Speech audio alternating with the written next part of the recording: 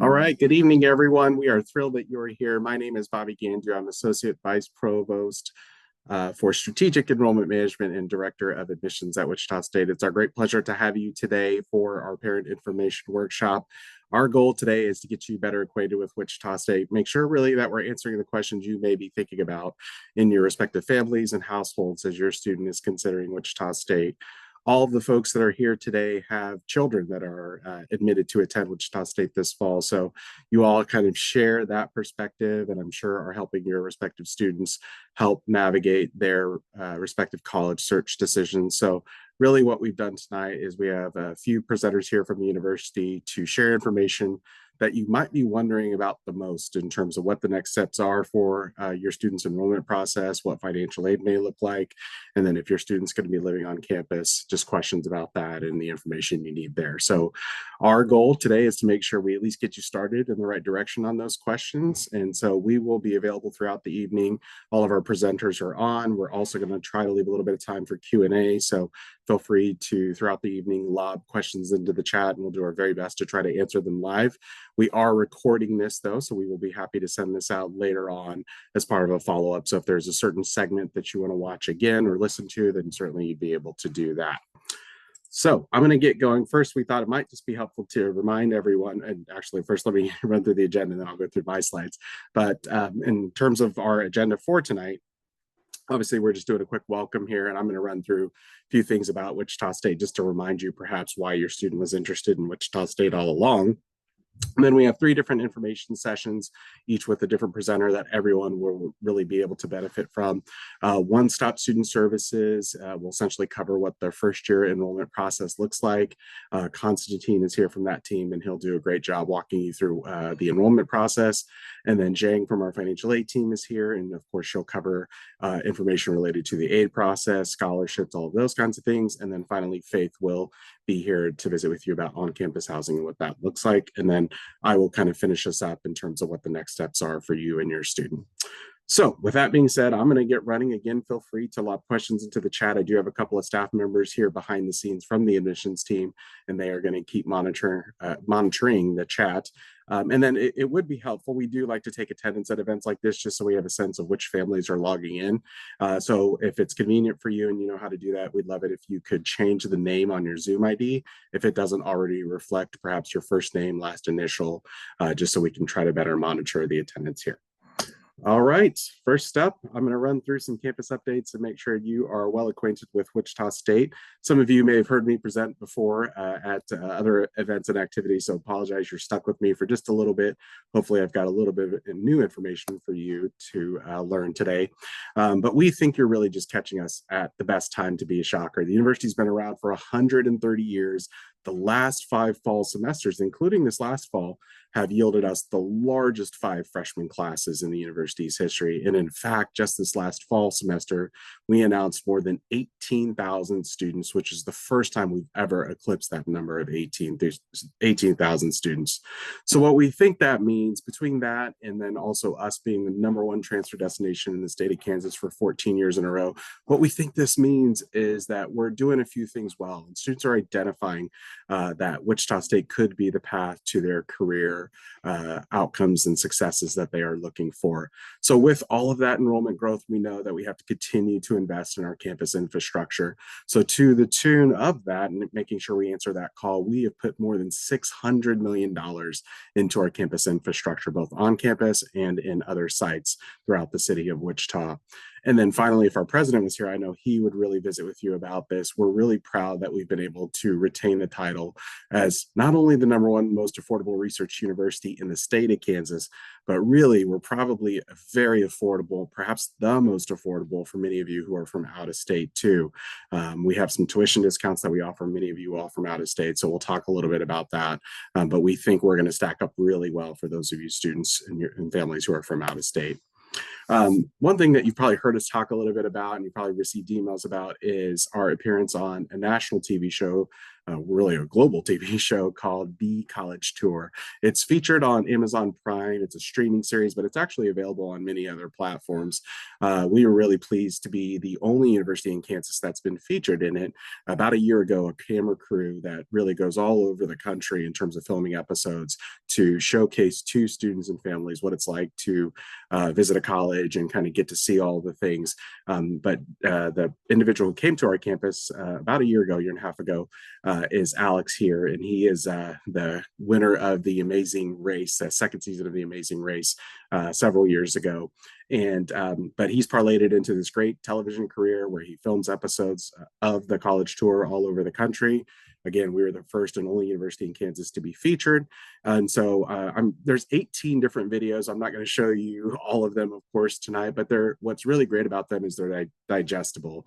They're really consumable 2-minute videos, and they cover a range of topics from wellness to engineering to business, all of our various academic disciplines, student life, living on campus. So I just have one video in particular because we think it really hits well in terms of Wichita State's connection to our home community, the city of Wichita.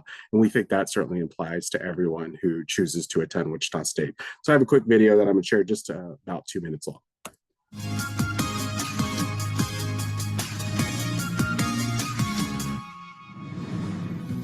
We have the distinguished honor to hear from Wichita Mayor Lily Wu. Mayor Wu is a 2007 graduate of Wichita State, and she continues to work with the university in her official capacity to strengthen partnerships and support the growth and development of Wichita and its institutions. Mayor Wu, the floor is yours. Thanks, Alex. It's my honor to welcome you to my hometown of Wichita, Kansas. I arrived here as an 8-year-old immigrant from Guatemala and now serve as the city's 103rd mayor. I'm living proof that anything is possible in the air capital of the world. In 2003, I was blessed to start my collegiate journey at Wichita State and was awarded the Distinguished Full Ride Core Scholarship. I majored in international business and integrated marketing communication. While at Wichita State, I gained hands-on experience at WSU-TV and internships at the Hayes Company and Koch Industries. I appreciate the connections and opportunities that Wichita State provided me through mentors and student organizations. The connections I made and the community involvement I experienced during my years at Wichita State helped me to lead Kansas's largest city. Wichita is a global city that celebrates cultural diversity with festivals like Riverfest, the Tallgrass Film Festival, and the Wichita Asian Festival showcasing our vibrant community. We have amazing food festivals, and our city offers more than 1,200 restaurants, from global cuisine to local breweries and coffee shops that make Wichita a foodie paradise. Wichita State's commitment to our community is also evident in the $300 million investment in healthcare through the Wichita Biomedical Campus. I'm proud of the limitless opportunities Wichita State students enjoy. Here in Wichita, your dreams are possible. Wichita State students are connected to a community where they can reach their full potential. They can work alongside professionals in internships and paid applied learning experiences on and off campus. I'd like to invite more people to join Shocker Nation and choose Wichita to live, work, and raise a family. Thanks for visiting us, Alex. Back to you.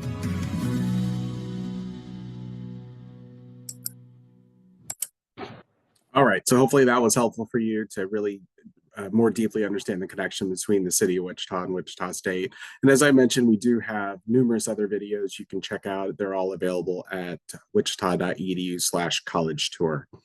All right, moving forward, I want to make sure families know about something we offer called the Shocker Success Center. So this is a building that's just about a year and a half old, and I think it's been transformative in terms of the academic approach and certainly student success for our Shockers. So just to time warp you back a little bit, really 20 years ago when I was a business major at Wichita State, I studied out of a building called Clinton Hall, and it was just this archaic structure. It was all concrete, no windows. It was in the middle of campus, so it was really in a great location. But our business school was actually able to move into a brand new business school building just a few years ago, and that gave us a real opportunity, and that is to improve the space where our students are put first in terms of academic success.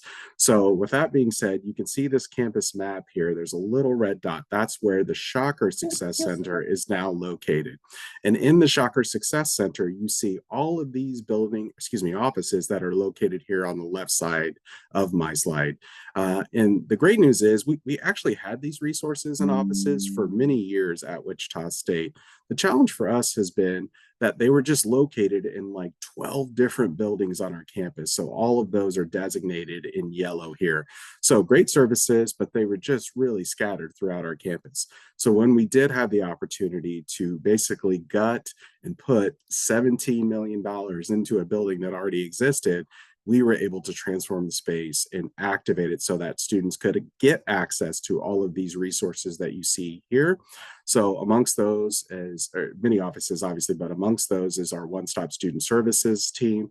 And that's the office that's really a tremendous front door for the university as students are entering Wichita State. They will not only handle our students' first year advising as new freshmen, but they can also help with just about any other question under the sun that your students may have, whether it's how do I pay for a parking permit? How do I pay for a parking ticket? Where do I go to get help in terms of navigating a question I have about financial aid, or I'm struggling in a certain academic area? They can really start the path of getting those questions answered if they can't answer them directly themselves. So that's actually located in that building, but we also have a tremendous wealth of tutoring resources in that center. We have the math lab, the writing center, we have a physics help desk. So all of those resources are really dedicated to student and academic success. So we're really proud that those are located in this brand new building and giving our students an opportunity for a lot of academic help. Next up, I know that many of you all logging on are from out of state and certainly out of the city potentially in terms of the greater Wichita area, but I want to make sure we highlight very quickly for all of our out of state students who might be from some of these respective states listed here or shown here, that there's a decent chance you are going to qualify for a tuition discount. If you're very specifically from some of these communities that are highlighted on here, know that your student will receive in-state tuition rates during their entire time at Wichita State. That includes potentially a graduate degree, and it's all kind of based on what county their mailing address is in. So if you need more information about that, feel free to visit wichita.edu/shocker savings as you see there. I would point out that when your student was admitted to attend Wichita State, they would have received some information about this in terms of their residency status. And for those of you who maybe hail from a different community that's not specifically highlighted here, then you may qualify for other tuition discounts, and that same URL has the information there that you're looking for. So the good news is for these students from these respective communities, you're able to pay in-state tuition rates, but again, there are some additional discounts available. So I always just want to make sure I cover that when I have out-of-state families with us. In terms of affordability, again, if our president was here, I know he would really make sure he focuses in on this. And so I certainly want to make sure I give it proper attention too. Over the years, Wichita State has really focused on our affordability. So what you're seeing here is obviously a chart where Wichita State compares our in-state tuition rate to research universities throughout the Midwest, including, further south into Texas, but also further north into Nebraska and other area universities. So we think we are positioned for a return on investment for your family. We know college is expensive. We know all families want to take on no debt or as little debt as possible. So we're anxious to return the investment back to families as best we can. So Zhang from our financial aid team will be here a little bit later to speak with you about tuition and the aid that's available. But I just wanted to make sure I highlighted this particular comparison for you. So in terms of that investment, we've wanted to make sure what we're offering is going to be a differentiator for your family and for your student. So one major way in which we've done that over the last 10 plus years at Wichita State is taken what was a 120-acre golf course, an 18-hole golf course right in the middle of our campus, and we actually converted it into this innovation campus space that you're seeing here. And so if you can follow my cursor here, you can see this area that I'm kind of highlighting. This used to be the 18-hole golf course that we have at Wichita State. So, and that was as recently as about 10 or 11 years ago. So back then, our president made a really courageous decision, upset a lot of golfers in the area, closed the golf course, and in its place, all of these buildings that you're seeing in yellow and green are actually open right now. If you drove through campus, you would see all of these structures that are in yellow and green standing and in use. The structures that are in white, those are under construction. And in fact, both of them are nearing their completion. So they're pretty far along. And then these buildings that are more of like a tan color or brown, I'm not sure what color that is. Those are like future projects that we're looking at.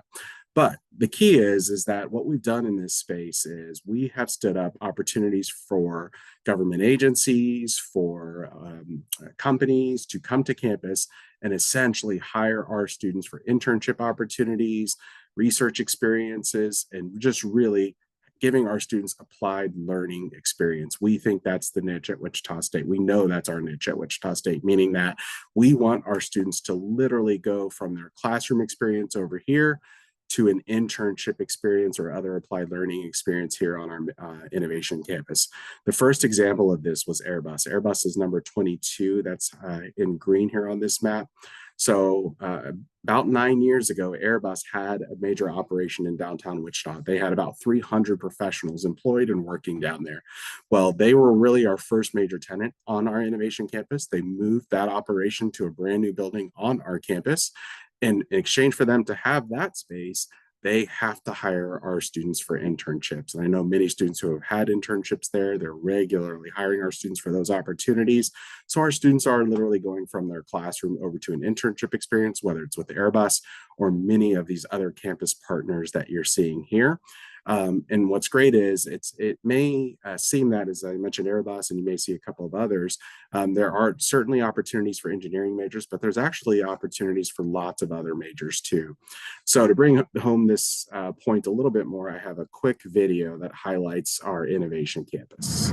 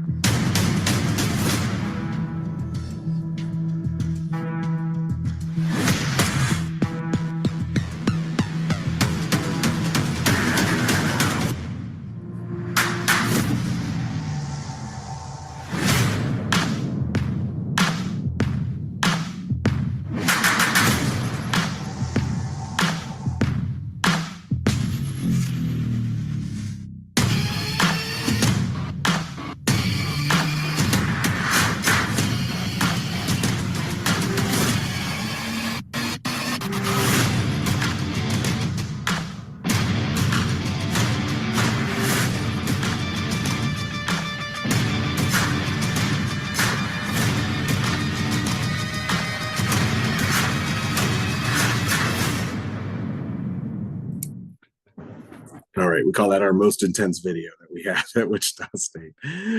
So some of the things that were kind of quickly shown in that video, I just wanted to highlight.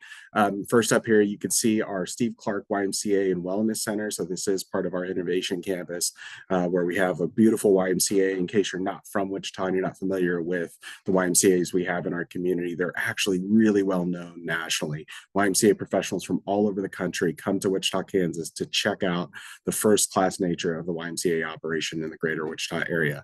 Your students would have access to this YMCA, which is really right on our campus, but not just that one. They can actually access any of the other 10 YMCAs in the greater Wichita community, which is great because they all have different features. Some of them have indoor pools, outdoor pools. Some of them have climbing walls. They really all have different features that your students get to take advantage of in our greater Wichita community. And the cost for that is all baked into the cost of being a student. In other words, there's no extra fees that they pay to have access to those facilities. transitioning away from our innovation campus, our next big bet is this biomedical campus. And so for any of your students who might be thinking about a major in our health professions area, this would really be a major home for them. So we've been really delighted and proud of the successes we've had with the innovation campus, but I can tell you this is our next big bet at Wichita State. So years ago, we went to our state legislature. We partnered with the University of Kansas, which already had a medical school and a pharmacy school here in Wichita. And we partnered and we went to our state legislators and said, listen, Wichita State, we need new health professions facilities. Our facilities are aging quickly. We need the latest in labs and technology so that we can educate future healthcare professionals. KU had the same challenge in Wichita. And the legislature completely agreed, and they agreed to fund this. And we found other funding sources to cover what will be more than a $300 million project by the time it's all said and done. And essentially, we are going to move all of our healthcare majors and programs down into downtown Wichita, which will be great because we will be combining that facility with University of Kansas Med School and the pharmacy school. And what's I think particularly notable about this isn't just about co-locating in one building. This is actually more so about co-training. So if we think about this as adults, whenever we go to the hospital, we're not just seen by a nurse. We're not just seen by a physical therapist, right? We are seen by a doctor, a nurse, a physical therapist, all of these respective healthcare professions that are treating us in concert for the best patient outcome. So really the question is, if we're seen like that in a hospital setting or other, real world setting, why aren't we training like that too? So this is the exciting part for Wichita State and the University of Kansas. We are going to co-locate and co-train. So then that way our healthcare practitioners will know what it's like to be surrounded by some of the other specialties in the area. So we know this is going to be transformational for the city and community of Wichita and really South Central Kansas. By the time we're done, we will have 3,000 students in medical programs in downtown Wichita. So it's going to cover about a little shy of a 500,000 square feet in downtown Wichita. We are under full construction right now. You can see here in some of this is obviously illustration, but some of this is actual photography. This lower right here, this was the final steel beam that had to be put up into the structure. So it's already been placed. This was like a fun signing ceremony they did. So it's already up and it's not open, but the construction is ongoing. It's very busy, a very active construction scene. But these are the renderings of what this is going to look like when it's all done in 2027. So at this point, we're roughly a year away from completion. Blue Cross and Blue Shield actually just invested about a year ago, $2.5 million into this project, and they are going to build out their investment is to build out the clinical learning space that's going to be right here on the first floor. So really exciting, lots of renderings here. I just wanted to put forward to you so you could have some sense of what this is going to look like for your students. Again, I just can't underscore, I'm super active in the Wichita community. I'm in Rotary, lots of other organizations. I'm on the board of directors for other organizations. And, this is the talk of town. This is what people are really excited about in terms of what it's going to offer for our community in the city of Wichita. All right, next up, pivoting away just a little bit to keep this conversation going. We are NCAA Division I in terms of our student athletics and all that we offer for our students. Your students would be able to access all of our athletics in terms of being a fan, going to events and activities for free. There's no extra cost. It's all just baked into the cost. In other words, they don't have to pay for a game ticket to go cheer on the Shockers at various home competitions. We have a really active student life, of course, and so I actually just have a quick 60-second video that would allow you to see what the first 2 weeks of campus life is like at Wichita State. It's an experience that we call Welcome Fest.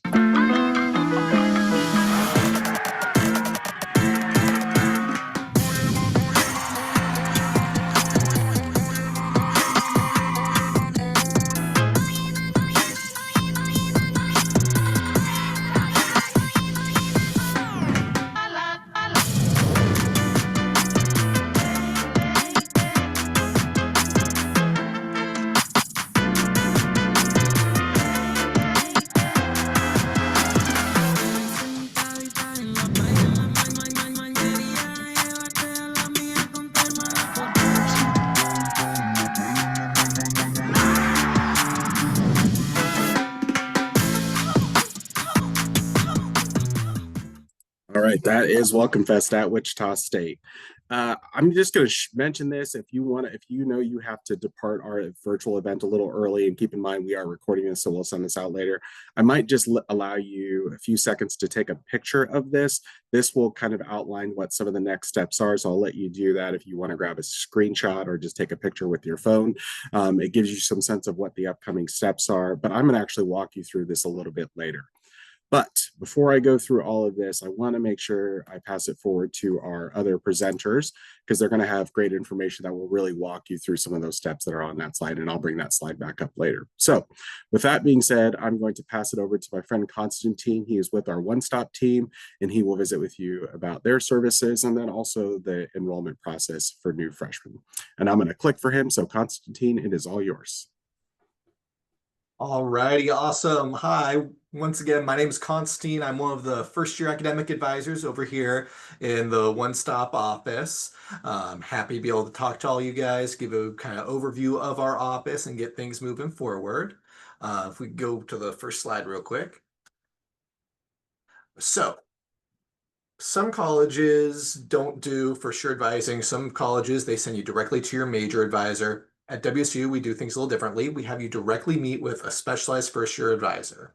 The reason for that is we provide kind of a one-stop shop to have incoming students get a better understanding of what goes on to being a college student and walking them through that entire process. Some things we help new students out with. We help with building your first course schedule, setting up your education plans, which is a really fancy way to say just planning out your first year or so of classes. We answer basic financial aid questions. We help students understand their bill, setting up payment plans. We go over all the different resources on campus with students. We meet with them. We're kind of their one-stop shop to answer all their basic questions and help them learn how to be a college student, which we found to be super, super helpful. Like it was mentioned earlier, we're over in the Shocker Success Center. We're on the first floor, and we are always open and happy to help out everyone get things going. Go to the next slide, please. So, as far as how the enrollment process goes, I saw a question about this in the chat. What's going to happen is starting February 2nd, students are going to be able to RSVP for orientation and fill out an enrollment questionnaire. That's when we'll find out that the student actually wants to go to school here. They'll sign up for orientation, fill out that form, and then once that's filled out, their academic advisor, like me or one of the other advisors, will reach out to them and request high school transcripts. If they did AP exams or dual credit, we'll ask for transcripts from those, ACT scores, all that information. And then we will build a schedule for that student based on their major, if possible, based on their preferences for classes and any other information they give us. And then that schedule gets sent to the student, and then the student gets to log in and accept the schedule or decline the schedule and request for changes to be made. If a student doesn't immediately respond once we send them that schedule, then they have 10 days to do so. After 10 days, if they don't respond, the student will be dropped from classes, and the student will need to reach back out to let us know, hey, I still plan on going to WSU, so we can kind of restart the process and get things going. So what that basically means is it's really important that as your students going through this process, they're checking their email, logging into their MyWSU page, accepting their schedule, or if they don't necessarily like the schedule, like let's say a student gets a bunch of 8 a.m. classes and they really aren't a fan of that, and they can go ahead and decline their schedule. And when they hit decline, they can comment and say, hey, I don't think I can handle 8 a.m. classes 5 days a week. I'd rather do something different, or I would prefer this class online. Once that's gone through, it goes to the academic advisor, and then we'll reach back out to the student, talk about what changes are doable, which ones aren't, and what options we have.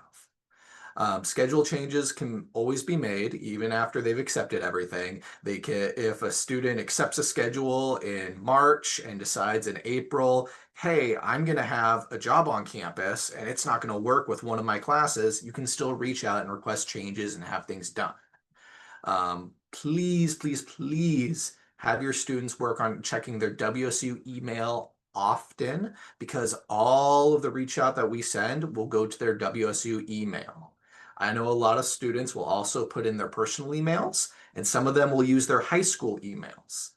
Something that students can sometimes forget is those high school emails eventually get shut off, even if they have things set up to go to them. So your WSU email is the safest bet to make sure you're up to date on what we need, what documents are necessary to help get your student enrolled and get things moving forward.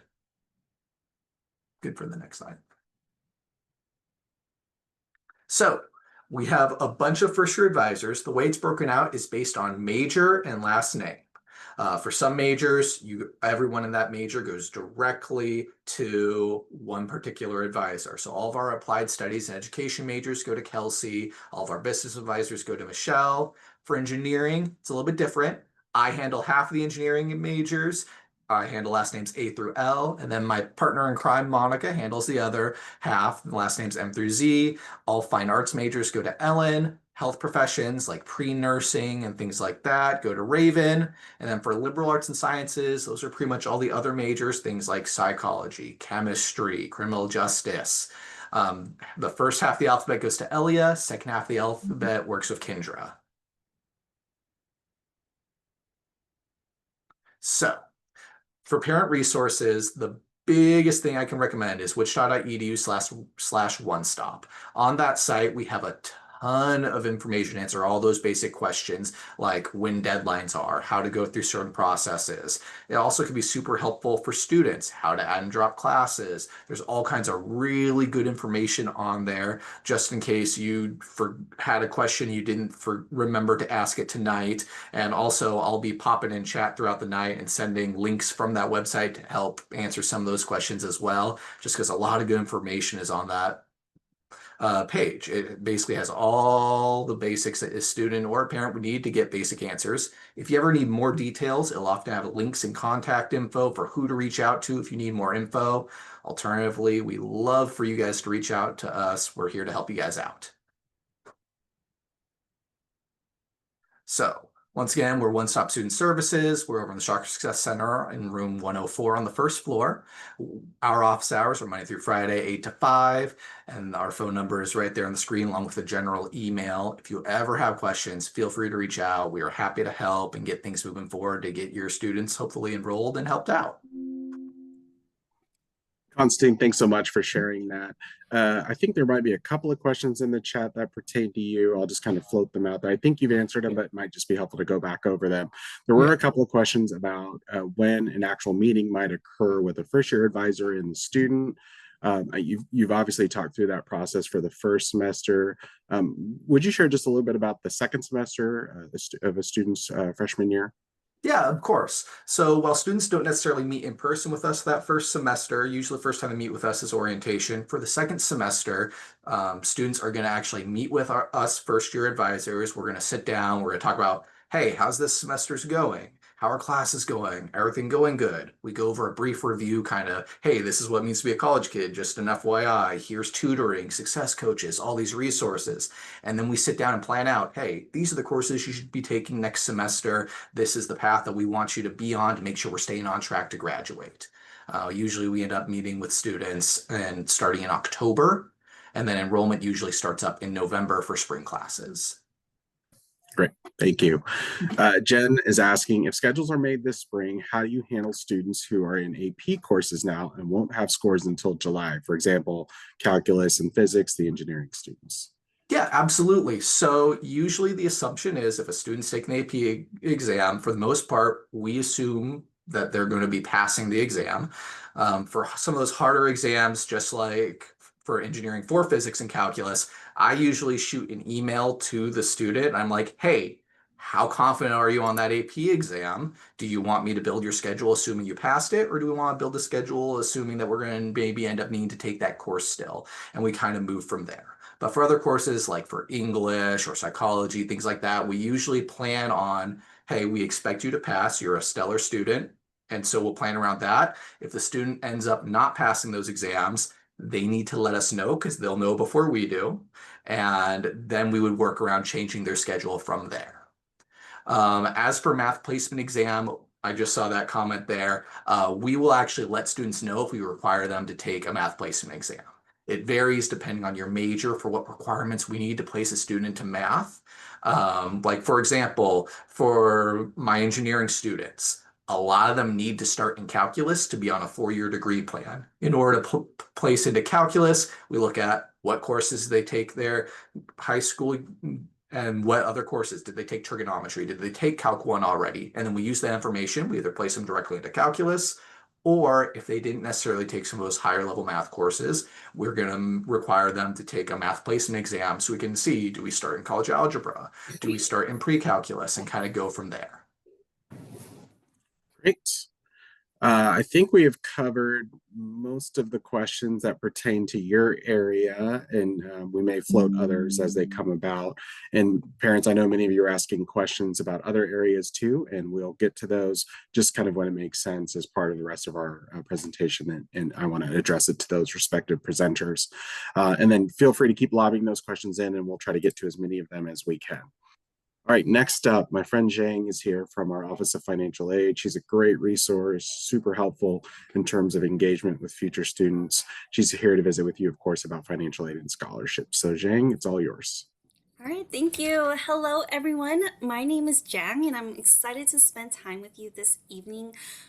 We know that college is an investment, and navigating the financial aid side, really, the finances, really, it's hard to talk about finances, can feel overwhelming. So my goal today is to help you understand your options and map out a financial plan that supports you and your family. Can I go to the next slide? I think maybe 2 more slides. There you go. So in our Office of Financial Aid and Scholarships on campus, we help support you through your financial changes and helping you create a personal plan to pay for college. So we have a great team of financial aid advisors helping you navigate through these conversations. Some of you, if you've already been admitted and you've done your FAFSA, you might have already gotten an estimated award offer from us, which is great. I'm so glad to give that all to you from our office earlier than previous years. And so with that, you can make some virtual appointments with our team, and we can walk you through what that means if you need more information on understanding your aid. We also help with the FAFSA completion. So if you haven't done the FAFSA yet, it's not too late. There's still time to complete that and get an offer. It's the first step to unlock every dollar at Wichita State. We also walk you through the Scholarship Universe platform and helping you understand student loans. And then newer to our office is Shocker Financial Wellness. We like to say we're the office that gives money and helps you understand money, because we really want to have that financial literacy piece. So as your student is here all throughout the year, we do great workshops with our peer coaches, really helping students navigate budgeting on that sense. And they can also meet with their peer coaches too.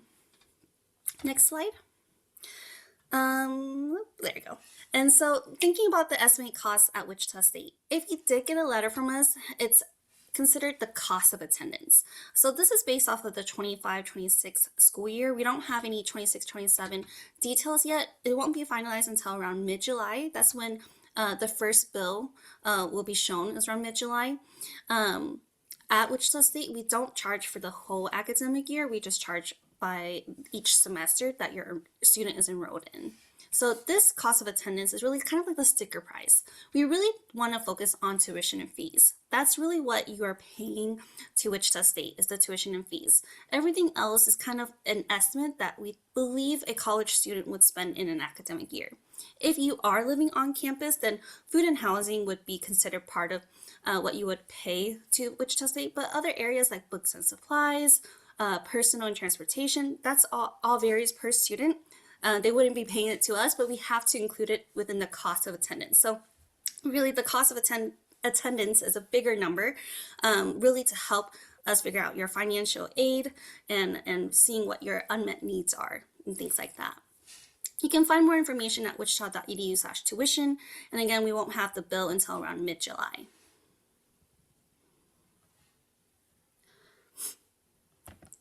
And then the first step to really unlocking every dollar at Wichita State is to complete the FAFSA. So hopefully you've done it by now. It's a really simple instant form to apply for federal and state financial aid. It opens the door for different grants, student loans, and work study at Wichita State. So right now it's open. It opens annually on October 1st, so we want to do it every year. Right now, we want to prioritize. If you haven't done it yet, do it by April 1, just to make sure that you're in the system, and we can give you some different offers if you're eligible for things like the Shocker Promise Scholarship. But very key is like the student would do their part, and then the parent invite their parent, and the parent would do their part in it too. But just make sure that Wichita State is in there. Sometimes we get confused with our partner school, W Tech, so we want to make sure that Wichita State is part of the schools that you're sending it to. So thinking about ways to pay for college, one of the best ways is through scholarship and grants. This is gift aid based on merits or financial need that you don't have to pay back. The next best way is through work study, part-time work, or savings. This will be earned or saved money. I get a lot of questions on what work study is compared to a part-time job on campus, and really it's essentially the same. If your student was offered work study on their offer letter, maybe it said $4,500 for the year, it doesn't mean that that money is going straight to their tuition. It just means that 75% of their paycheck is going to be funded by our federal government. So we have a lot of things, a lot of compliance that we had to follow, making sure that the student goes to class, make sure that they're not overworking themselves. And so really that is kind of the budget that the federal government maxes out, and then the rest the office has to pay for. So it's a benefit for the office to hire federal work study eligible students. The next way is through student and parent loans. This would be borrowed money that must be repaid. So on the next slide, we'll talk about the different types of loans. There's subsidized versus unsubsidized loans. These loans are what your student might be eligible for. Subsidized loans are the ones that does not accrue any interest while they're in school, while unsubsidized loans has interest right away. New for 26-27, we're following a lot of the different guidelines through the big beautiful bill, but there are some changes to Parent Plus loans for 26-27. Really that is just capping the annual limit at $20,000 with a lifetime total of $65,000 per dependent. So that's one small change there. And then there's also private loans that we can walk you through, different lenders if that's needed, but we really stress to students, only borrow what you need, because loans do need to be repaid with interest. Okay, next slide. Hopefully we can get to the questions towards the end. Scholarship Universe is our platform. It's our scholarship matching tool at Wichita State for our admitted students.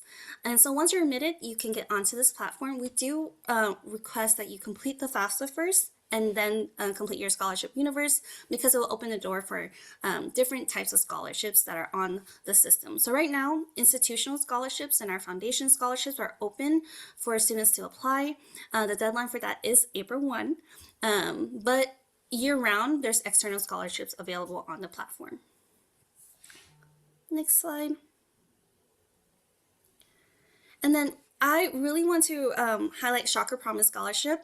This isn't really anything that you have to apply for. It's based off of the FAFSA. So it's our commitment to offer a quality, affordable education to incoming freshmen who come from limited income families in Kansas.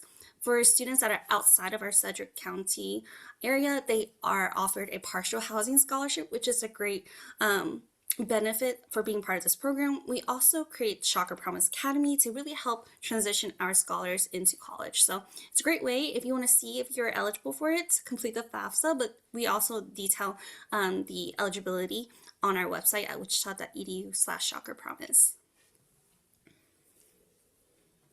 Next slide. So what happens after you submit your FAFSA? It could go two ways. If you complete your FAFSA, and sometimes we might need more information, maybe the federal government selected something for verification, maybe something was selected wrong, or maybe the student added an income that just doesn't make sense for a student to make, I don't know, like $80,000 a year. Maybe a student wouldn't be making that. And so we might need more information. And so like what Constantine said earlier, we're going to send everything through their Shocker email. We really need them to pay attention to that, because if we need more information, we're going to request it on there. It's also found on their financial aid dashboard too. In their dashboard, under their MyWCU portal, we'll have their offer letter on there as well, because we do send out a physical letter, but we'll also have the offer letter. But then we have satisfied requirements on there, as well as unsatisfied requirements if they're selected for anything. So there'll be more information on there to submit to us. But if everything looks good, we'll be sending you an offer letter. And we just encourage you to check your college email weekly. But we also know on the next slide that life happens. So the FAFSA asks for tax information from 2 years prior. And so we know that there may be changes in different families. Maybe there's changes in marital status, or you've had a loss of a job, or had a one-time income that year that you did taxes. You can talk to us in the office about special circumstances, and we can go through what's called a professional judgment and see if we can reevaluate your financial aid. Next slide. And then really your action plan is to continue applying for scholarships. I tell students scholarships are kind of like the icing on the cake, right? Can think about scholarships like outside checks that you can bring in terms of like any like employers, or maybe an organization they're part of, or a church. There's different ways that students can find scholarships and continue to save money if they're working this summer. Saving that money for books and really discussing their finances early and often. We also do really need final high school transcripts by July 1 is the best way for us to really make sure that you get all your financial aid ready for August. And then next slide. This is how you can connect with us. You can make a virtual appointment with our advisors or meet with us in person. The best way to make an appointment is through wichita.edu/FinAidAPPT. I'll put that on the chat here in a bit. But we are also, if you have any any questions, you can call us as well. So I'm going to go into the chat box and see what I can answer. Someone did ask about the letter, like if you're from out of state and it shows out of state tuition, we have to put that on there that you're considered an out of state for the cost of attendance. But once your bill rolls through, it's going to show as a discount so that you can get in-state tuition. But yeah, there's always ways to correct it too. I'll lob some of these questions to you, Shane. I know there's a lot. You're always Great. the most popular person on all of our events. There was a question, Will's asking, do students have to apply for work study specifically, or would y'all offer that if available based on the FAFSA? Constantine jumped in to answer it, but do you want to answer it live as well? Yeah, and so they don't have to find like just a job that is federal work study, really either or. But to find out if they're eligible for federal work study, like if it doesn't show in their offer letter, they can go inside their financial aid dashboard. Usually it shows on top, or they can meet with us in the office too. Hopefully that answers that. Yep, and I might just add, sometimes there's a lack of clarity about work study. Like work study, it is a specific federal designation, but there are completely separately opportunities for students to work on campus regardless of a federal work study award they may have received. So both are available through Wichita State. So I just want to make that distinction. Next question, Heather's asking, is there a bank of choice for on campus for new students? I don't know if you want to speak to that. What was it? Is there a bank of choice on campus for new students? We don't have any specific banks in particular, but there are some options around that's close by to Wichita State.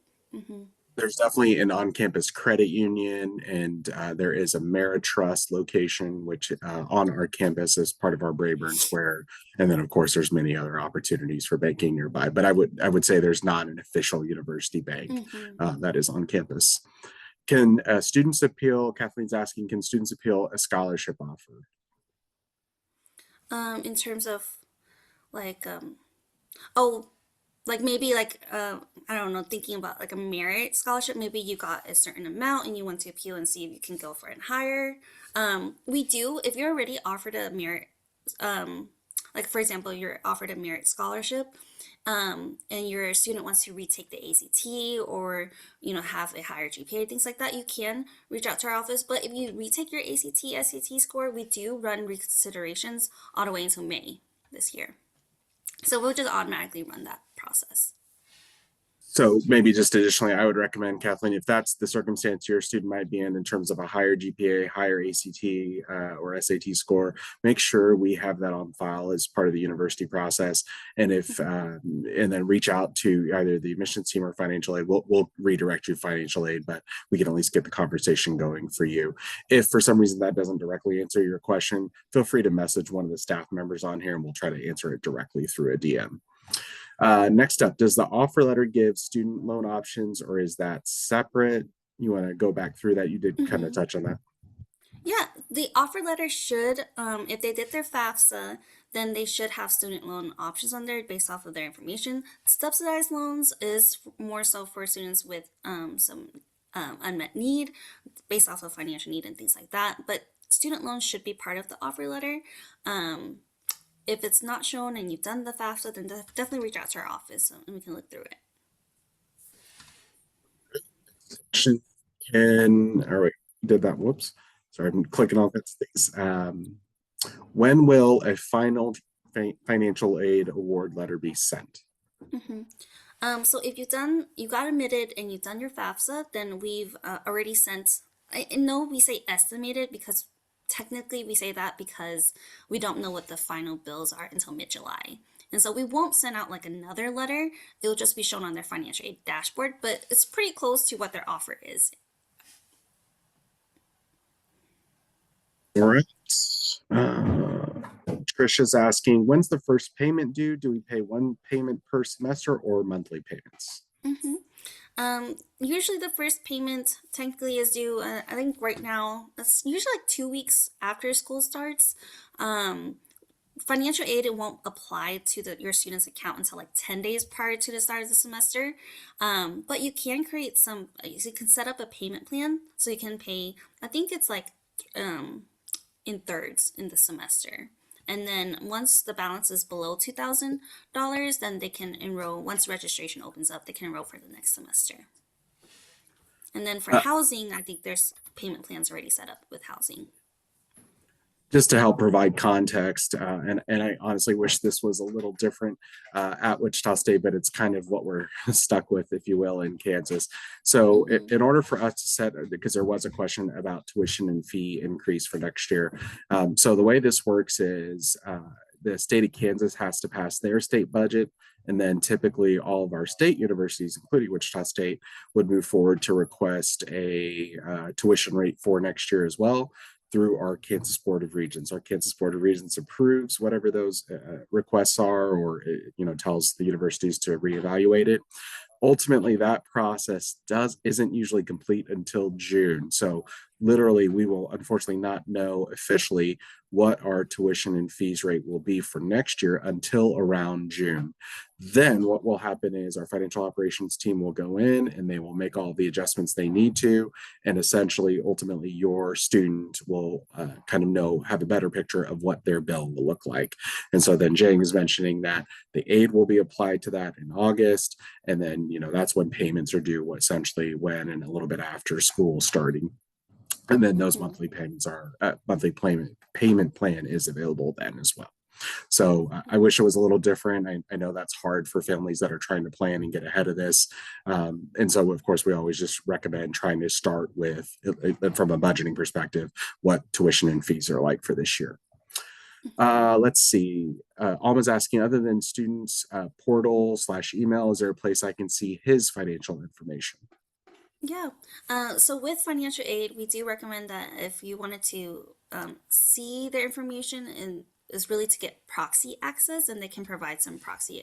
They can give you proxy access to discuss financial aid. Not our office, but accounts receivable. I know that they have a different. I can't remember what it's called, but they have a different area where third parties can go view the bill and make payments on there too. Great. There's a couple of questions about military benefits. So one of them is, how does the post 9/11 GI Bill figure into what student bills look like?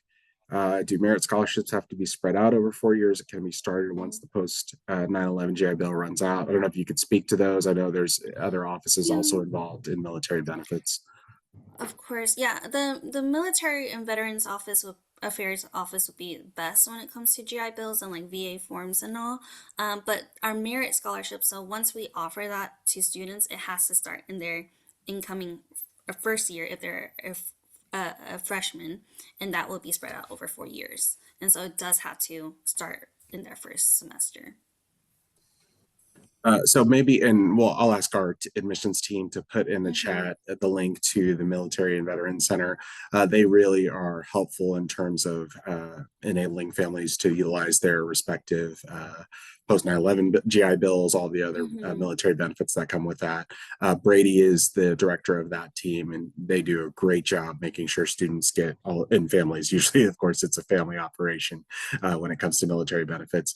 But they do a great job making sure families feel assured and they kind of have a really deep understanding of what that process looks like. All right, I think we have covered most questions that are relative to financial aid. I'll kind of keep scouring through here to make sure we answer them perhaps at the end. But next up, I'm going to, if I can click on the right mouse, there we go. Next up, I'm going to pass to my friend and colleague over in Housing and Residence Life, Faith, to visit with you about on-campus living opportunities. Yeah. Hi, I'm Faith Klaus. I work for Housing Residence Life. This first slide is just kind of a brief overview to let you know how many people how many residents we can house on campus, how many student staff we have helping your students, and then also 30 full-time staff members like myself, but also like our facilities teams and custodial teams that work full-time. Head to the next slide. If you're wondering why you should live on campus, if you're kind of going back and forth, if you might live in town and you're considering about living on campus, these are just a brief overview of the benefits. You'll have that academic performance, like there are studies, there are mentorships, convenience. You're living right on campus, so you don't have to walk too far to class. You don't have to wonder when you have to leave your house to find parking. And then also that social and personal development in a diverse community as well. You are meeting people from all walks of life. There's international students, so you're kind of getting to know people you might not have before gotten the chance to. And then also there's that safety, security, and support as well, because we do have 24/7 hour desk operations, and then everybody is there to support you if maybe you're feeling a little homesick, you're feeling lonely, things like that. Head to the next slide. You're wondering where Shockers live. So we have 3 different residence halls on campus. Shocker Hall is our biggest, and it's like our main dormitory. It is our oldest dorm on campus. It was built in 2014, so not too old. It is for first year students only, so freshmen are housed in here, and it does hold 800 bed spaces. So on every residence hall on campus, we have no communal bathrooms, which is really nice. So the most you'll be sharing a bathroom with is 3 other people. Also, all laundry on campus is free as well. In Shocker Hall, it is community, so you have to walk down the hall to access the laundry. But once the school year gets started, we do have an app you can download that can kind of tell you which units are in use at that time. So your student doesn't have to walk down there, find all the units are in use, and then have to walk back. Shocker Hall is also connected to our dining hall and our coffee shop. So they only have to take a few steps outside their door to get there. And then we do have that front desk open 24/7. And then we do have something offered in Shocker Hall called the Living Learning Communities, which I will touch on more in a minute. You can head to the next slide. These are our 2 main dorm types. This is in Shocker Hall. Our double 2-bedroom suite is like your typical dorm room. You share it with one other person. But like I said, there are no communal bathrooms on campus, so the bathroom is kind of a Jack and Jill situation. You can enter one through one door, and then the people in the suite on the other side will enter through a different door, and you share the shower and the toilet. But then in your side of the dorm, you'll have your own sink, you'll have your own closet, and every bed comes with its own desk and dresser, and then all beds in Shocker Hall are twin extra larges. And then we do have the single 4-bedroom suite if you're looking for a little bit more privacy. Everybody gets their own bedroom, and there are 2 bathrooms offered in this suite as well. And then the common area, which is not offered in any other dorm type. I will say the more private the room gets and the less amount of roommates you have, the more expensive it gets. So price is something to consider. That's something to think about. Head to the next slide. We do also offer the suites for first year students as well. It is a little bit more of a sought after residence hall simply because it does offer a little bit more of a larger living situation. Every room will have a full size bed other than a twin extra large. It does have 220 bed spaces, so it is highly sought after. And if you are, your student is dead set on living in the suites, I would highly suggest that they fill out the housing application as soon as possible because room selection does kind of happen in a first come first serve type situation. In the suites, each one has a kitchenette, so that is a full size fridge, a microwave, and a sink. And then they do have in-unit laundry here as well. It is located on the innovation side of campus, so they will have to walk across campus to get to the dining hall, but we do still offer that front desk operation 24/7. You can head to the next slide. I'll only touch on this one kind of quickly because it is for upperclassmen only. But if your student is ever considering living on campus past their freshman year, we do offer full-size apartment style living for upperclassmen. Is on the innovation side of campus again. So something to think about. You can head to the next slide. Living learning communities. This is something offered in Shocker Hall only. This is a really good opportunity if your student is ever interested in living on the same floor as people within the same college as them. It gives anyone who joins a living learning community typically graduates at a higher rate and a higher GPA. There are a lot of good mentor opportunities. There's study groups. You get exclusive LLC merch. There's LLC exclusive events. As you can see, these are our LLC specific floors. So they are a little bit different this coming school year that we're just kind of getting adjusted to match the rest of the university. But we do have our Civic Mind, our STEM Nation, our Grow Space, Pathways to Wellness, the Hive, Honors, Voices and Visions, and Somo Shockers, which is like a cultural immersion if you're interested about living with people from a different country than you or speaking a different language than you. That's a good opportunity. So if you do look at our LLCs and you think that your student might fit into more than one of them, say that they are an engineering student, but then they also are an honor student.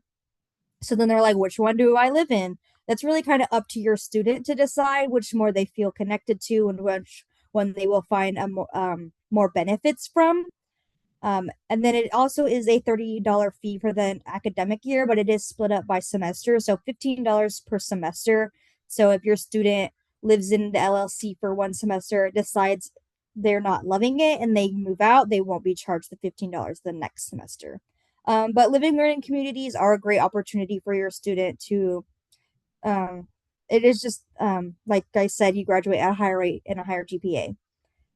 This is something that they can click when they fill out the application. It'll ask them if they want to join a living learning community, and then steps will follow after that. So if you're interested, I would still select yes on the application, and then you'll get more information from there. You can go to the next slide.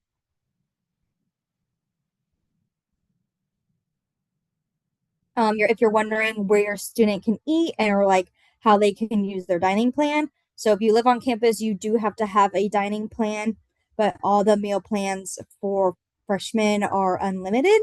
So they can go into the dining hall and they can eat as much as they want, as many times a day. They can take it to go.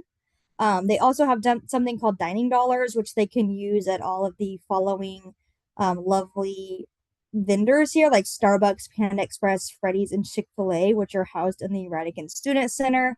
But then they can also use it at the Shocker Grill and Lanes, which is in the basement of the Radigan Student Center. It's kind of like a bar and grill, and it's also home to the bowling alley. Attached to Shocker Hall is also called the Ground House, which is like a little convenience store. It offers coffees and smoothies, grab and go items like sandwiches and sometimes sushi, and then has basic medications, toiletries, and offers other small things like batteries and phone chargers. And then the Cargo Cafe on the innovation side of campus is also like a little coffee shop that has like smoothies and sandwiches as well. You can head to the next slide. If you're wondering what there is to do outside of the residence hall, if you are to live, your student is to live on campus, we do offer residence hall wide events. Specifically, like at the beginning of the year, we have a week-long event every night, and then there are floor specific events that RAs will put on for their residents, and then there are living learning community exclusive events, like I said, and then there are Shaka athletics and intramural sports that if your student is interested, so they aren't so much coming to school to play basketball, they can still play that recreationally or on an intramural team. And then they also are student organizations that they can benefit from, like student government as well. You can head to the next slide. And then probably the most important slide in my entire presentation is the application process. So if you haven't already applied, our application did go live October 1st, so you can apply at any time that you're comfortable. But in order for your application to be 100% complete, you have to have that $75 application fee and the $200 prepayment. The $200 prepayment does go towards your overall bill. So don't think that $200 is just coming to us and we're benefiting from it. Actually, your student is going to benefit from it. And then the March 1st is the second priority deadline. So that means that your student, if they apply before March 1st, they will be in the second round of room selection. And room selection does happen in April. But the next step, if you have filled out the application and you feel like you haven't heard anything about what's to happen next, I will tell you that the next step is happening on February 15th, and that is when personal profiles will open. And a personal profile is if your student is looking for a roommate. It's kind of like a small questionnaire asking you, like, are you a night owl, or are you a morning person? Do you prefer the room hot or cold? It kind of asks you small questions like that to help you filter out people and find you a roommate if you're looking for someone like that. But if you're also looking for a roommate in other ways, we do recommend the college app Zini that your student can download, and they can enter into other colleges that they have been admitted to.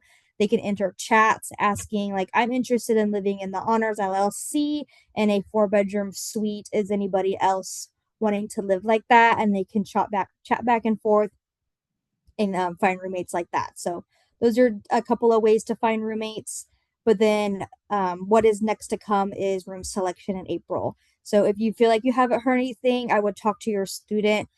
All information about room selection will happen in their WSU email, like all the other presenters have previously said. All information does go to the WSU email. So I would be checking there for room selection information. Hopefully you will get it in mid-March so that you know what's to come in April. And then you can head to the next slide. And then, yeah, if you have any questions, you can obviously email us and call us, or I am here right now to answer your questions as well. All right, we do have a couple of questions already in the chat, and I'll just kind of throw these out to you, Faith. What was the app name for finding roommates? I can cover, or you go ahead. Yeah, it's called Zeemee, so it's Zeemee.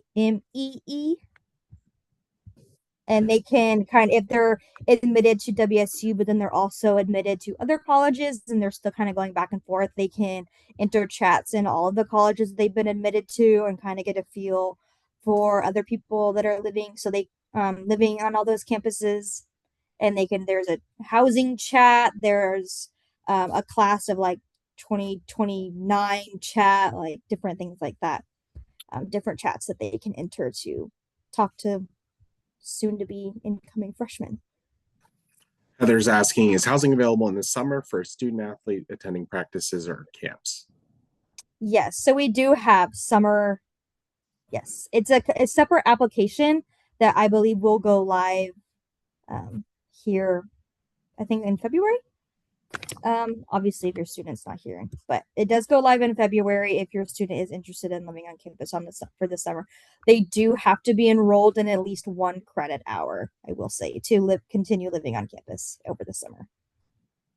And I might just add that a lot of times with some of the athletic teams, if your student is required to, your student athlete is required to move to campus over the summer, they may already have some specific designation set up. So it might be good to also check with athletics on if there is a specific plan there already in place. Let's see, other questions that are coming through. Kristen's asking, so from the sophomore year onward, the only option for housing is the flats. It was addressed in the chat. Thank you, Tara. But just to clarify, Faith mentioned this, the flats is available for years 2, 3, and 4. But I might just add that there are a lot of affordable options near campus. They're very popular with students literally across the street from our campus. And so my experience with many of our students is they enjoy those opportunities to live right off campus. Faith, anything you would add for years 2, 3, and 4 in terms of living on campus? Not really. Yes, unfortunately, is our only residence hall is the flats for upperclassmen. So if your student does want to continue living on campus, like I previously kind of said, I would just suggest that they fill out the application as soon as possible. But there are a lot of good off-campus apartments that are like right across the street. So it is almost like they're living on campus, but they're not. So if you don't end up living in the flats, there are, like you said, Bobby, lots of good options very close to campus. Jen asked, when can students expect to receive the additional information about joining an LLC? My student already filled out the housing contract and indicated interest. Yeah, so hopefully they should be getting that sometime in February to kind of nail down which LLC they're going to be living in. And then they get the same kind of information about the room selection process happening in April. So February is when they'll ask which LLC they're interested in and kind of get that nailed down. And then the room selection also happens for them in April. Carrie asks, do you offer RA opportunities? So that's resident assistant opportunities for non-freshmen at discounted rates for room and board. Yeah, so if you are an RA, I do believe they get free room and board. Maybe don't quote me on that. But it is kind of a rigorous process at WSU. It's highly sought after. I know that we're currently going through RA applications currently. If your student is interested in becoming an RA, I would highly suggest that they kind of keep an eye on the Housing and Residence Life social media. We do post, there's something called an info session that your student will have to attend to gain info on what it means to be an RA. And then they are given a link to the application at the end of that information session. And those happen at the end of the fall semester every year. And I would we post what time and where those information sessions are happening on the Housing and Residence Life social media. So if your student is interested in being an RA, I would highly suggest just staying informed and attending the information session at the end of the fall semester. And I might just add, having known a lot of students that have been RAs over the years, I think it's also important to build a resume, right? So to get active on campus, get involved in student organizations, because as Faith mentioned, it's really a competitive process to be an RA. So I would just encourage your student to really start working on activities, getting engaged, so that way they can be great resources for their future residents. Heather asks, what happened if you have not identified a roommate yet by the room selection date? Yeah, so that's okay. If your student doesn't have a roommate when room selection happens, they can kind of let it get randomized. They can enter a room and say, I want to live in this room. And then we can take it from there and put someone else who also needs a roommate and put them in there. That's also what's good for the personal profile that opens on February 15th. It will kind of help you find a roommate if you are wanting to download the app Zeme and kind of get out there.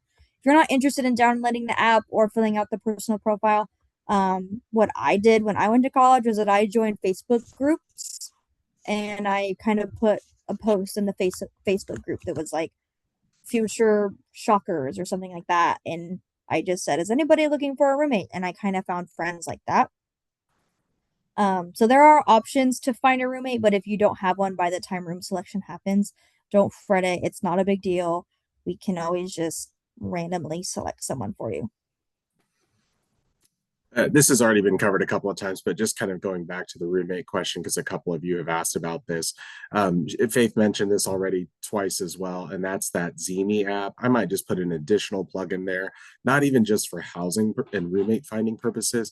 It's just great dialogue for future students. What we found is students really kind of lean on each other in a positive way, in the sense of students will ask each other in Zemi, which again is the app they can download. It's available both in the Droid or Play Store, Google Play Store, and also the iPhone Store, where essentially they can ask questions like, hey, is anyone going to this event for future students? We're doing admitted student receptions, for example, in February. So we see chats about that.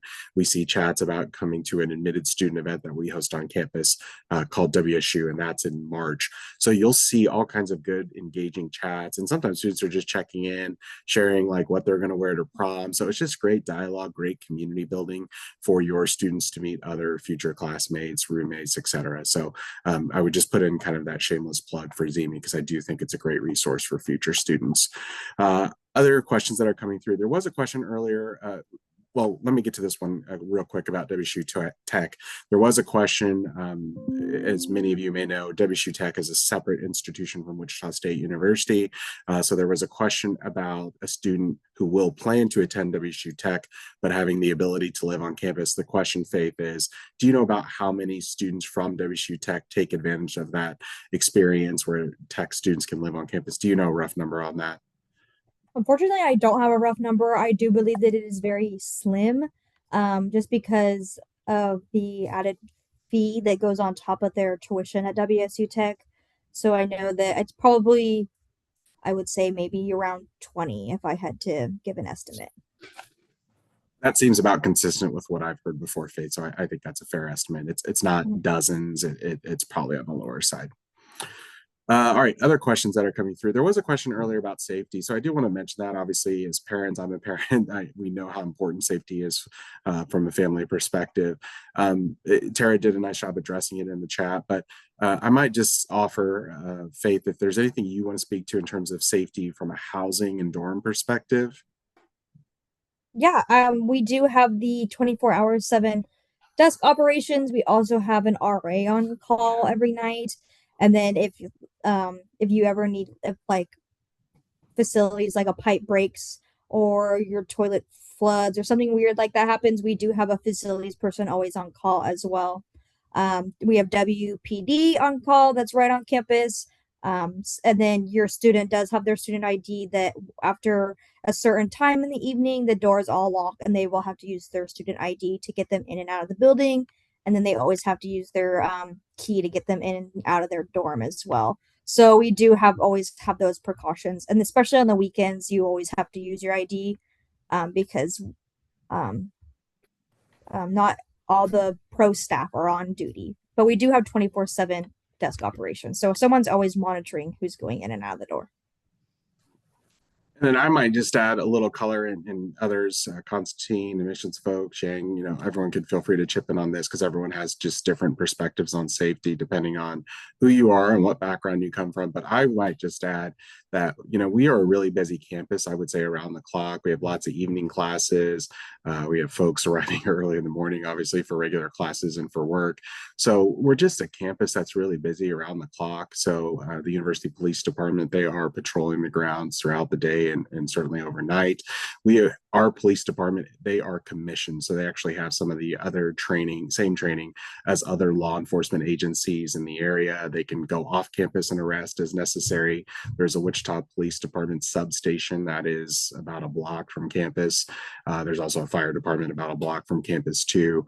So I would say, it's depending on, where you're from, and if you're from perhaps a smaller town or not familiar with perhaps a larger city like Wichita, if you consider Wichita a larger city, I think there is certainly a focus on safety. And I've been around on campus for approaching 30 years in terms of being a student and a professional. And, I can say that, again, this is my perspective. It's a very safe campus environment. Anything others want to add from the university side? Again, I think everyone has different perspectives on this, so I want to be fair. think I'm getting nods. I think thumbs up. Okay. Feel free to add things in the chat, of course, if you do have things. Just one last thing I'll just add because it's fresh in my head from lunch. I was having lunch with a large employer today on campus, actually, and we ate at a restaurant on campus, and they kind of remarked like, oh, there's a lot of officers eating here. And so part of our innovation campus, which really we didn't even talk about today, is something called the Law Enforcement Training Center. So literally in the Law Enforcement Training Center, it's the home of the Wichita Police Department. Their training operation is based out of that building, as is our county sheriff's officers training is based out of that building, which is literally on our campus right next to the Marcus Welcome Center. So what that means is there is an active presence, not just from Wichita State PD, but other enforcement agencies that are on campus because they train all of their incoming officers on our campus. There's just usually a lot of professionals on our campus who are doing the instruction for that, and they're eating at our various lunch establishments that we have on campus. So lots of, just visible safety mechanisms, I would say, in terms of on-campus presence. All right, I think I've covered most of the questions that were lobbed in here about housing. There was a question or two unrelated to housing. I'll just kind of cover it. One was a question about a possible orientation for student athletes. I would again suggest you direct that back to athletics and or the recruiting coach that your student athlete may be working with. That of course is it might be a little different depending on which team your student's on. So just would encourage you to visit with them about that. There was a question about grocery stores. I think it's a good question. So Dillon's is kind of the main grocer in the city of Wichita, aside from like Walmart and a few other operations like that.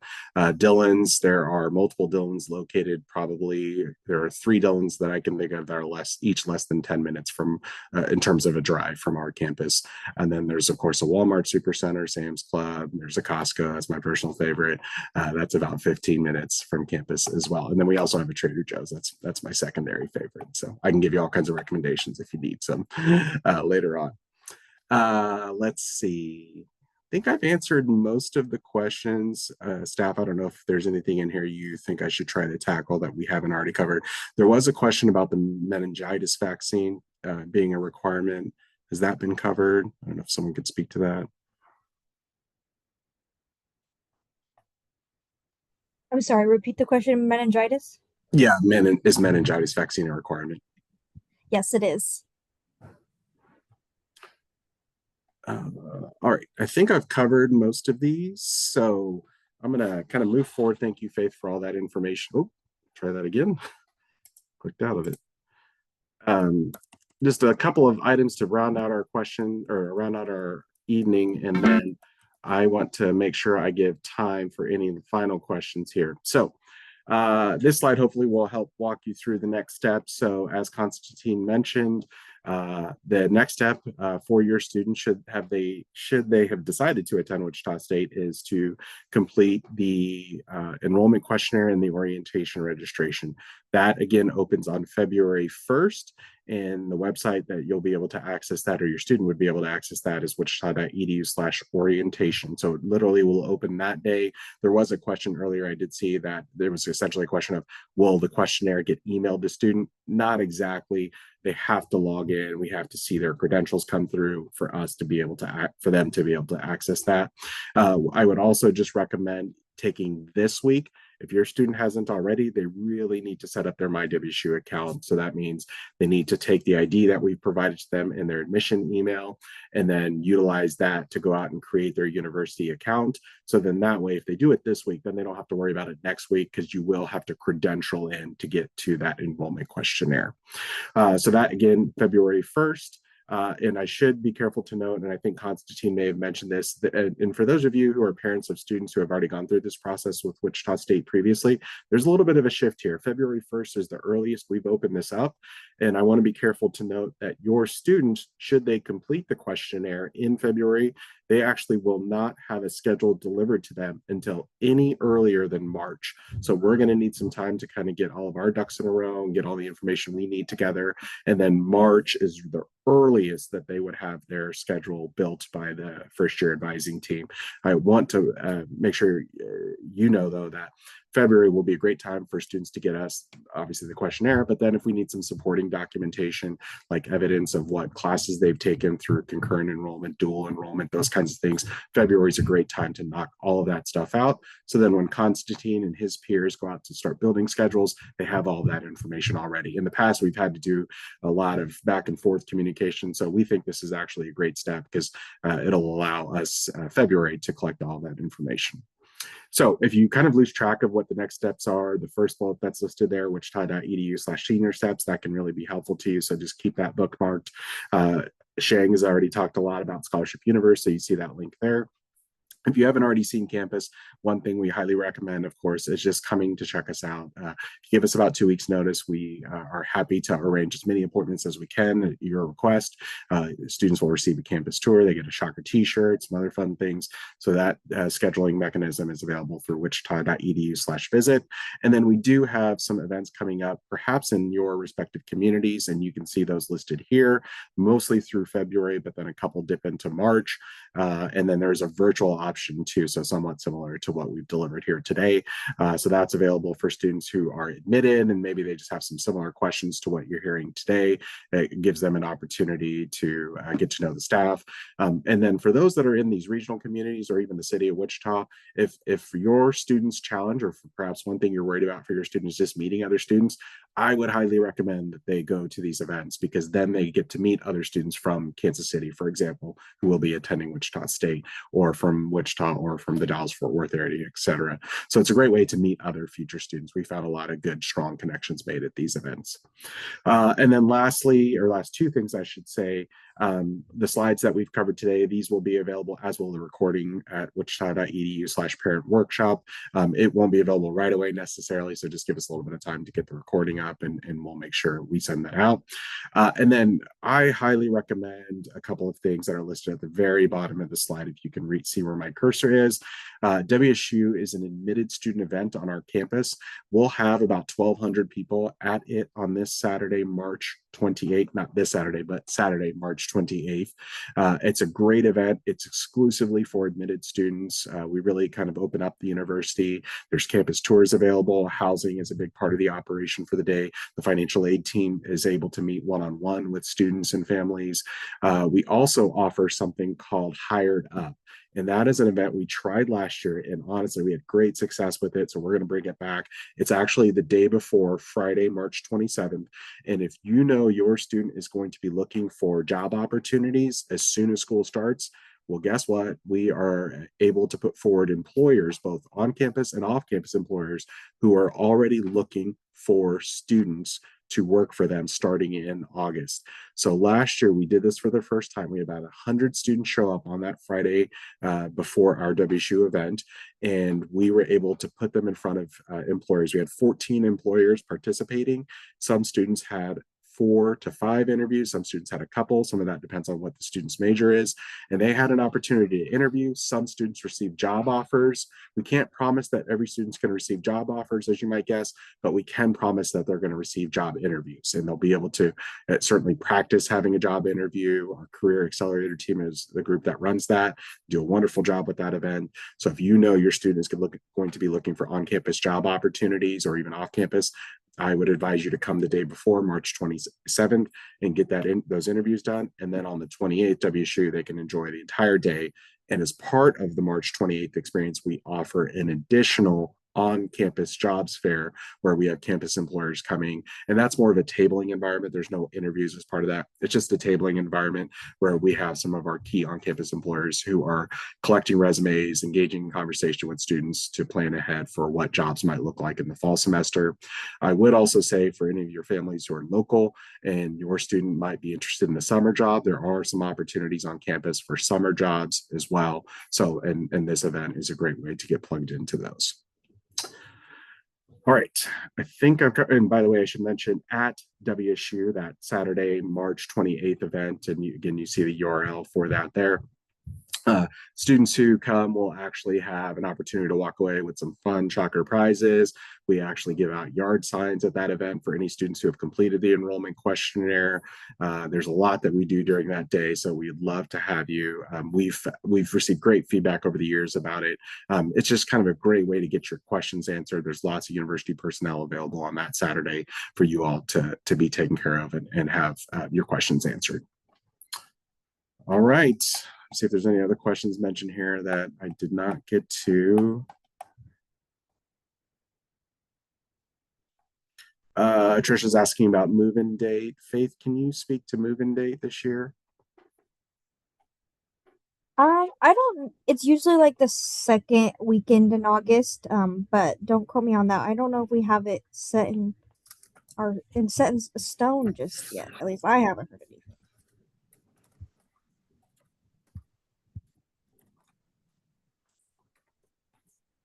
I'm going to ask one of our team to jump out and see if it's on the housing website. I feel like I've seen it before. It's not out there yet. Okay. I feel like I've heard it unofficially. So we'll try to check on that. Tara says nothing on the website yet, but last year it was around August 9th or 10th. Rachel asked a question, which I know Tara answered in the chat. Do you have to be from those areas to attend on those dates for the student events on the list? And Tara answered that no, we welcome all students at any event. Of course, we just plan them regionally just in case it makes sense for you to hit the one in your region. I will say the one that is in Wichita Saturday, February 21st, that is accompanied with a Shocker basketball game. So if you want to hit a Shocker basketball game, we are able to give away a couple of tickets for every student who attends that event. So we have the event first, and then we roll into the Shocker basketball game. So if that's of interest to you, we'd be happy to have you for that experience. Let's see, Angela's asking, is there somewhere we can get more information on campus jobs? I didn't catch everything that was said. The office that oversees all of our all of our work in terms of helping students find on-campus and off-campus employment is our Shocker Career Accelerator. Their website is wichita.edu/SCA. Tara read my mind. And you can see that there. What I would say is that you're not going to see probably a lot of information about fall on-campus jobs that's available right this minute. It's probably a little too far to get that promoted. But that WSU event that's on the slide right now, that is a great event for your student to come in person and get connected to the potential for on-campus jobs. So just would highly encourage you to attend that event if you're able to do so. All right, I think I have covered everything, or as best as I can see, everything. So I want to just say thank you to everyone for joining us tonight. I want to thank all of my university colleagues, both from the admissions team and from our other departments, for joining us. Everyone is really busy and they've worked all day, so I do appreciate them joining us for this experience. Otherwise, we will be happy to see a quick question here. Heather is asking to tell employers you are doing work study.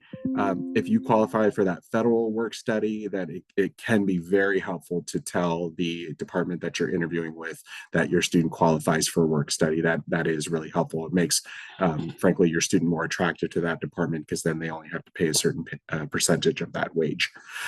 So again, I want to say thank you to all my campus colleagues. Thanks to all of our parents, of course, for being here and spending some time with us. Hope everyone has a great night. Cheers.